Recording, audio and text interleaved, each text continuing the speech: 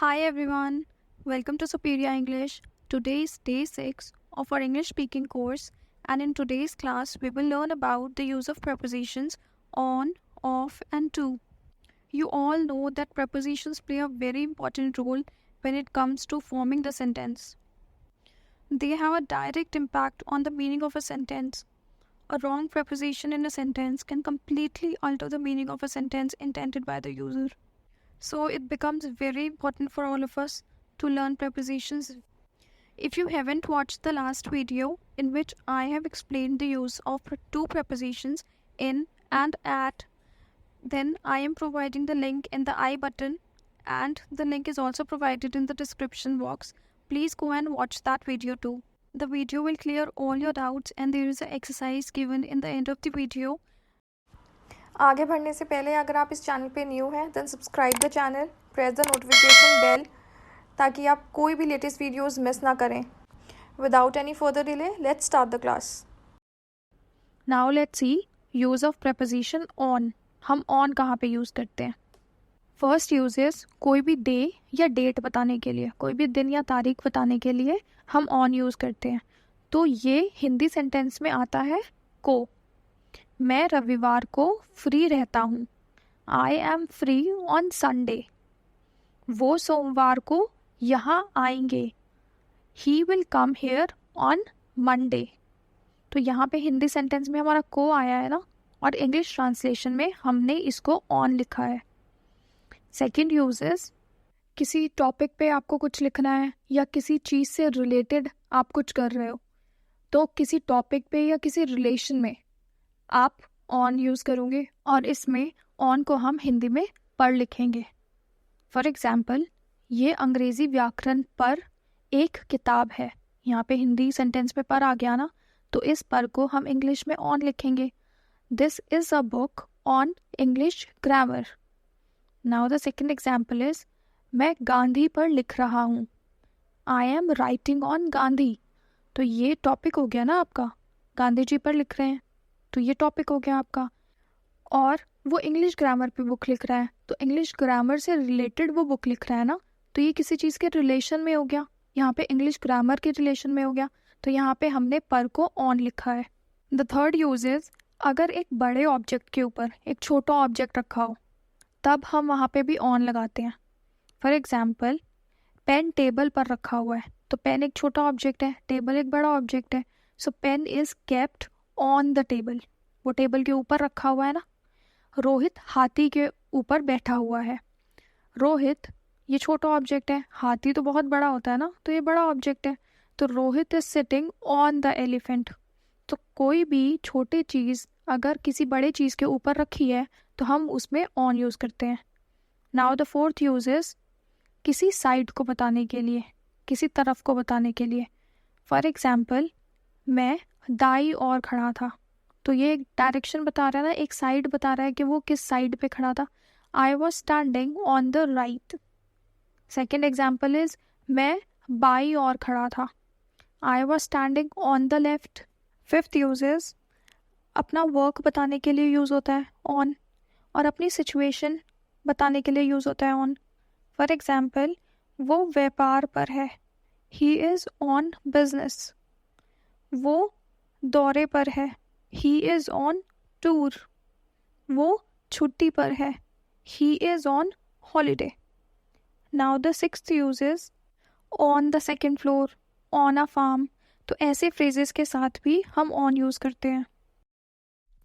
Before proceeding further, I want to give a very important information to all of you. We conduct live English practice session. ये session Monday to Friday होता है शाम को 8 बजे. आप लोग ये सेशन ज्वाइन कर सकते हैं और अपनी इंग्लिश स्पीकिंग प्रैक्टिस कर सकते हैं. इसमें आप 1-on-1 टीचर्स के साथ कन्वर्सेशन कर सकते हैं, ग्रुप डिस्कशंस कर सकते हैं. इसमें आपको टीचर्स के साथ मेंटरिंग मिलेगी और बहुत कुछ. इसे ज्वाइन करके आप अपनी इंग्लिश स्पीकिंग स्किल्स इंप्रूव कर सकते हैं, जिससे आप इंग्लिश कॉन्फिडेंटली एंड फ्लुएंटली बोल पाएंगे. इस सेशन के बहुत सारे बेनिफिट्स हैं. अगर आप ज्वाइन करना चाहते हैं तो स्क्रीन पे सारे डिटेल्स प्रोवाइडेड हैं. आप व्हाट्सएप पे मैसेज कर सकते हैं, इंस्टाग्राम पे कांटेक्ट कर सकते हैं और आप हमें ईमेल भी भेज सकते हैं. If you are interested in improving your English speaking practice skills, then do join this course. This 2-hour session will be very beneficial for all of you.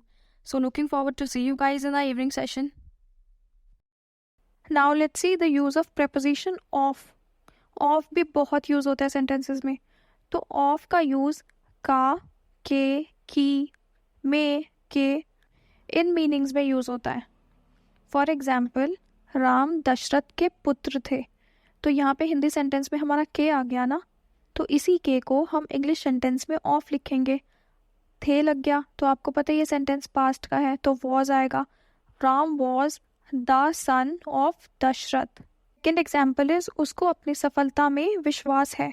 He is confident of his success. यहाँ पे Hindi sentence में मे आया ना, तो इसी मे को हमने English translation में ऑफ लिखा है. द थर्ड सेंटेंस इज मैं अपने पापा के घर में रहता हूँ.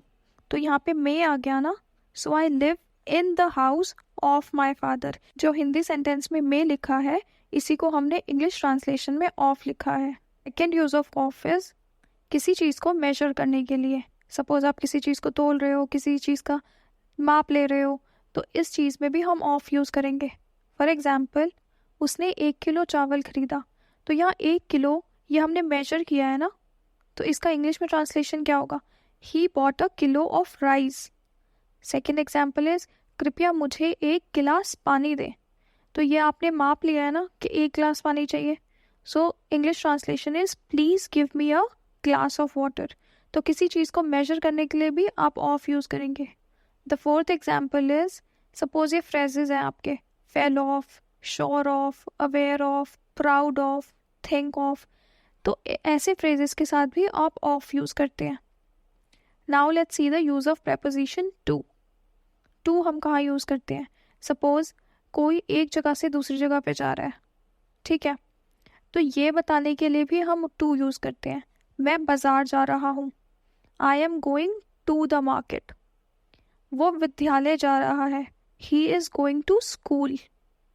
सेकेंड यूज इज के लिए. अगर हिंदी सेंटेंस में हमारा के लिए आ रहा है तो इसको भी हम इंग्लिश ट्रांसलेशन में ऑफ लिखते हैं. फॉर एग्जाम्पल, वो हमारी मदद के लिए आया. यहाँ पे हिंदी सेंटेंस में हमारा के लिए आ गया ना, तो इसी के लिए को हम इंग्लिश में लिखेंगे he came to our help. वो हमारी मदद के लिए आया. He came to our help. Now the second example is मेरे चाचा मुझसे मिलने के लिए आए. यहाँ पे भी के लिए आ गया, तो इस के लिए को भी हम इंग्लिश में टू लिखेंगे. My uncle came to see me. Third uses, अगर हमारा हिंदी सेंटेंस में के प्रति आ रहा हो तो इस के प्रति को भी हम इंग्लिश ट्रांसलेशन में टू लिखेंगे. फॉर एग्जाम्पल, उसने अपने कर्तव्य के प्रति सावधान रहना चाहिए. सो इसको हम इंग्लिश में कैसे लिखेंगे? He must be careful to his duty. यहाँ पे के प्रति को हमने टू लिखा ना, to his duty. Now the second example is अपने पड़ोसी के प्रति स्नेह दिखाइए. Show affection to your neighbour. ठीक है. Now the fourth use is से तक. अगर ये हमारा हिंदी सेंटेंस में आ रहा है तो हम इसको भी इंग्लिश ट्रांसलेशन में टू लिखते हैं. फॉर एग्जाम्पल, सुबह से शाम तक. यहाँ पे से भी आ गया और तक भी आ गया ना, तो हम इसको इंग्लिश ट्रांसलेशन में लिखेंगे फ्रॉम मॉर्निंग टू इवनिंग. एक घर से दूसरे घर तक, from door to door. I have this small exercise for all of you. Pause the video and try to solve the exercise. Write your answers in the comments. This is the answer sheet of the exercise. First solve the exercise yourself and then check your answers. No cheating, okay? Thank you very much for being with me on this lesson. If you liked the video, then please do press the like button, subscribe to my channel and turn on the notifications so you don't miss our new videos. Continue learning English with me on Superior English. I will see you soon with another lesson. Till then, keep learning English. Bye.